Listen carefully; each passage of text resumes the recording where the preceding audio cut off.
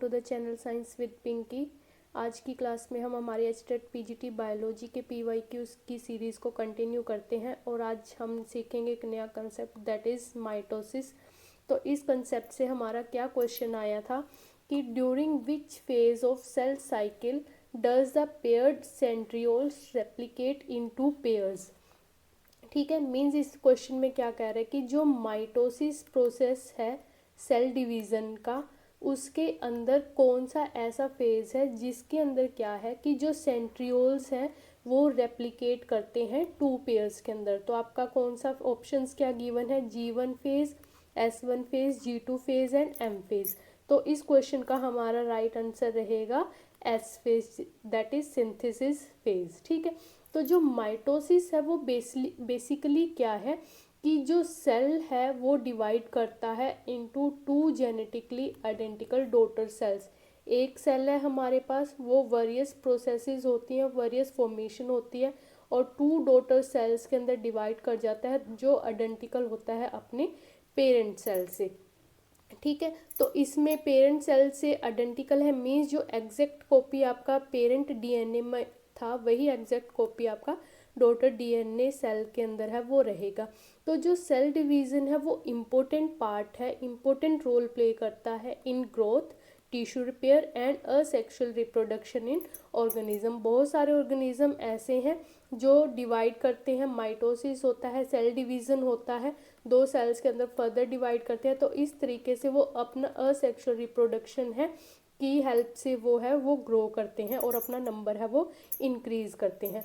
तो जो आपका माइटोसिस होता है उसके अंदर चार फेजेस होते हैं। फर्स्ट है आपका प्रोफेज, सेकंड है आपका मेटाफेज, थर्ड है आपका एनाफेज और फोर्थ है आपका टीलोफेज। तो इन चारों फेजेस से पहले आपका एक फेज आता है इंटरफेज, जिसको आप क्या बोल देते हो, प्रीपरेटरी फेज भी बोल देते हो। मतलब इसमें सेल है वो खुद को प्रिपेयर करता है फॉर सेल डिवीज़न। ठीक है, तो इसमें क्या है कि जो सेल होता है उसका मैक्सिमम लाइफ पीरियड है, लाइफ टाइम है, वो किसके अंदर जाता है, इंटरफेज के अंदर जाता है। मतलब वो खुद को प्रिपेयर करता है फॉर सेल डिवीजन या डुप्लीकेटिंग इट स्ट्रक्चर। ठीक है, तो जो आपका इंटरफेज है इसको हम थ्री कैटेगरीज के अंदर डिवाइड कर सकते हैं, G1 phase, S phase and G2 phase.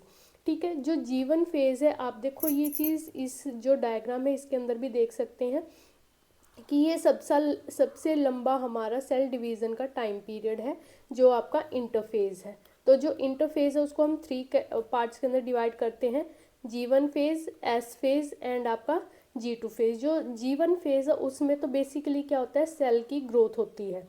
ठीक है, और जो आपका S फेज होता है उसमें आपका डीएनए रेप्लिकेशन आता है। ठीक है, और जो थर्ड आपका G2 फेज है उसके अंदर प्रिपरेशन फॉर माइटोसिस होता है। देखो जो हमारा क्वेश्चन है सिर्फ इसी में से आया है, एस फेज की जो आपका सेंट्रियोल है वो खुद को रेप्लिकेट कर लेता है, तो वो किस फेज के अंदर होता है, आपका एस फेज के अंदर होता है।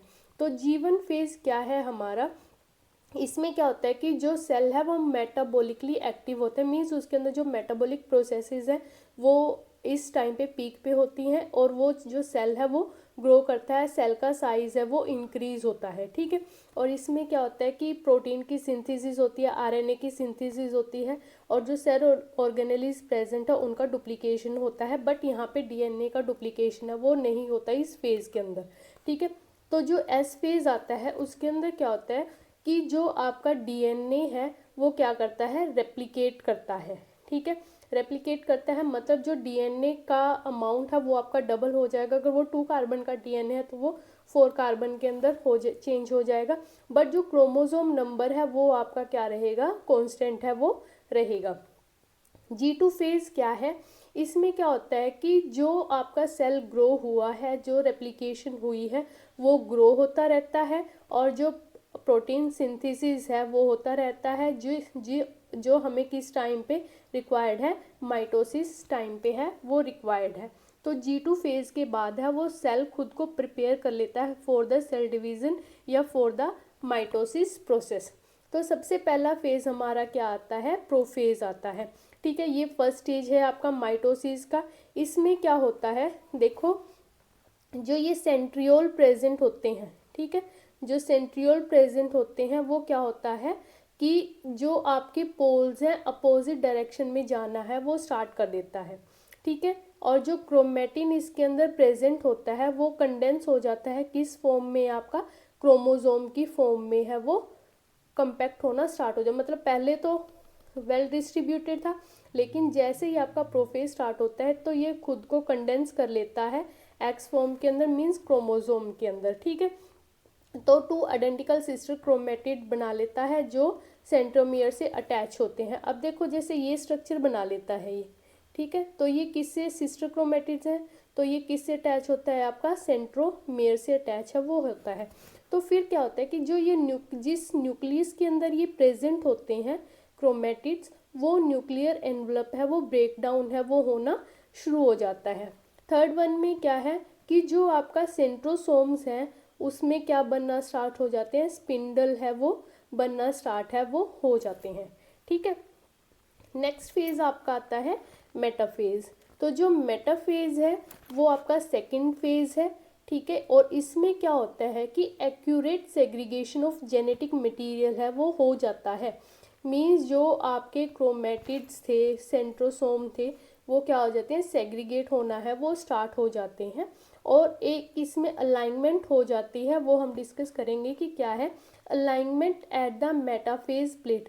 मतलब जो आपके सिस्टर क्रोमेटिड्स थे, ठीक है, ये सिस्टर क्रोमेटिड्स बने थे, ठीक है, ये बीच में सेंट्रोमियर था, तो ये अपने आप को एक प्लेन के अंदर है वो लाई कर लेंगे और इस प्लेन को हम क्या बोलते हैं, मेटाफेज प्लेन है वो बोलते हैं। जो ये हमारी प्लेन है वो क्या है, मेटाफेज प्लेन, ठीक है।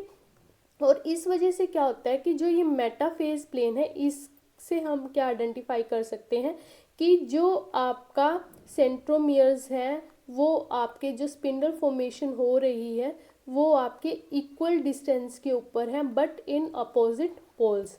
मैक्सिमम कंडेंसेशन का मतलब यहाँ पे क्या है कि जो क्रोमोजोम है उसमें क्या होता है कि देखो पहले तो बिल्कुल ऐसे थे क्रोमोजोम, फिर उसने कंडेंस होके ऐसी शेप बनाना शुरू कर दिया, लेकिन जो मेटाफेज है उसके अंदर वो प्रॉपर एक्स शेप है वो बना लेंगे जिसको हम माइक्रोस्कोप के अंदर है वो इजीली देख सकते हैं, ठीक है। स्पिंडल अटैचमेंट का मतलब क्या है कि जो ये स्पिंडल फॉर्मेशन हो रही थी ये फिर किसके साथ अटैच हो जाएगी, आपका जो सिस्टर क्रोमेटिड्स है उसके साथ है वो अटैच है वो हो जाएगी। और इसका मतलब क्या हुआ कि जो सिस्टर क्रोमेटिड्स हैं वो दूर है वो उनका खिंचाव है वो होना स्टार्ट हो जाएगा, ठीक है। नेक्स्ट आपका फेज आता है एनाफेज। जो एनाफेज है उसमें क्या होता है कि जो सिस्टर क्रोमेटिड बने थे आपके, जैसे ये आपके टू सिस्टर क्रोमेटिड अटैच है, तो जो सिस्टर क्रोमेटिड बना है वे ये क्या हो जाएंगे, सेपरेट हो जाएंगे। मीन्स इस तरीके से एक तो ये रह जाएगा आपका, एक ये रह जाएगा आपका, ठीक है।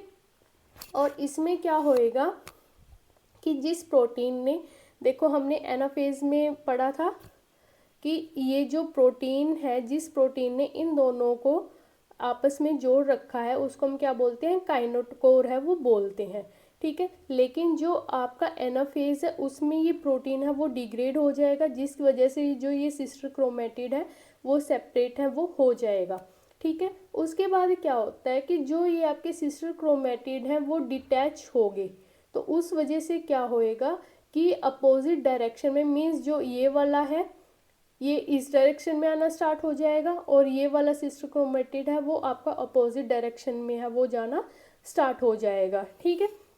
तो उसके बाद में क्या होएगा कि सेल की इलोंगेशन स्टार्ट होने, देखो पहले सेल है वो आपका राउंड फॉर्म में था, लेकिन जैसे ही वो एनाफेज के अंदर एंटर करेगा तो आपका जो सेल है वो इलोंगेशन फॉर्म में है वो जाना स्टार्ट हो जाएगा, ठीक है। और इस इलोंगेशन का मेन पर्पस क्या रहेगा कि सेल को टू डॉटर सेल्स के अंदर डिवाइड होना है वो होएगा, ठीक है। लास्ट स्टेज आपकी आती है टीलोफेज। जो टीलोफेज है वो आपका फाइनल स्टेज है माइटोसिस का।